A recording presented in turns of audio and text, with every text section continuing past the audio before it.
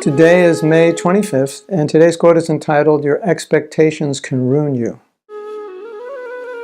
Expectations are interesting. Why do we have them? Where do they come from? Are they rational, justifiable, or realistic?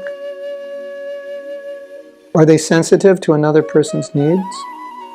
Are they natural, or are they destructive?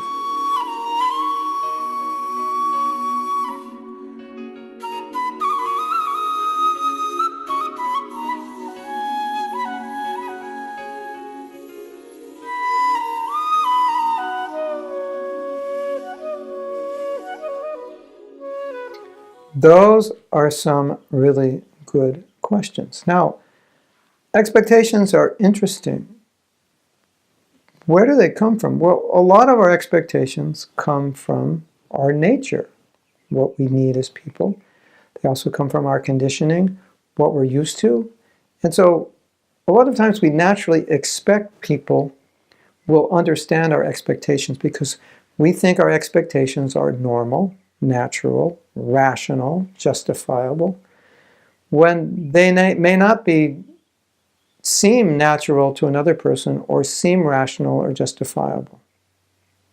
And one of the mistakes that we often run into when we have expectations is not to communicate those expectations with another person. So let's say I have expectations for you in a relationship, but I don't tell you what those are. I just assume that you will do A, B, and C because that's what people do in good relationships. But maybe you're different. That's not the way you view a good relationship. Those things are not important. You view a good relationship as D, E, and F. And I don't view it as D, E, and F.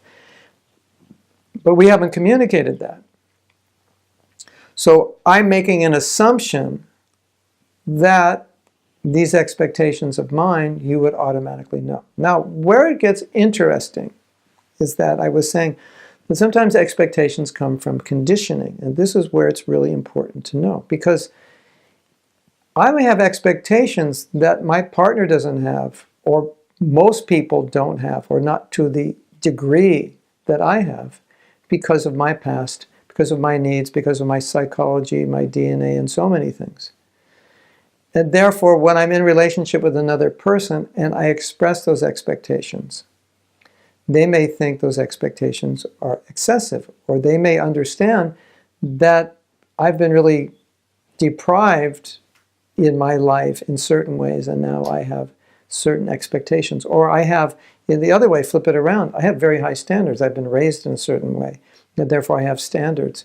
So my expectations are very, very high, because that's how it's always been. But let's say, for you, you weren't raised that way, or you weren't lacking anything in your life that would cause you to expect people to give you more, or you didn't have so many things in your life that you're used to having that you just expect you would always have. Now, sometimes this happens in corporations when bright young people come in and they're on the bottom of the totem pole, but they think they're entitled in many ways because they have a good education and they're smart and they're capable. And sometimes it doesn't work. They just don't know how to fit in because they've never been treated that way. They were always treated well by their parents, the friends, their professors, and so forth. And sometimes it's really difficult for them because they're used to a standard. So you have to look at where your expectations come from and not assume that your expectations are rational, not assume that other people would understand them, not assume that they would even agree with your expectations, that they're reasonable or your expectations should be met. Now, in a good relationship, we should try to understand what our partner's expectations are, what their needs are. And if we can't understand, just ask them, what are you expecting? What do you need from me? It's better you do that before you're married because you may realize that you can't fulfill their expectations. Their expectations may just be high, too high for you. And there may be nothing wrong with their expectations. It's just you don't agree with them or it's too difficult for you to fulfill them. So you want to understand these things. That's what marriage is all about. It's all about fulfilling the needs and expectations of another person. Now, you may help them if you feel their expectations are excessive or related to some kind of lack in their life or something excessive they've had in their life, which is not common for most people, and they really shouldn't expect other people to give them these things or treat them in a certain way. Yeah, you can have those discussions. It's good. It's healthy. But specifically, when we're in a relationship, we have to do that discussion with ourselves. Where are these expectations coming from? Are they justifiable, rational? Can my partner be expected to fulfill them? Is it asking too much? Maybe I can fulfill them other ways. Do I need him or her to fulfill them?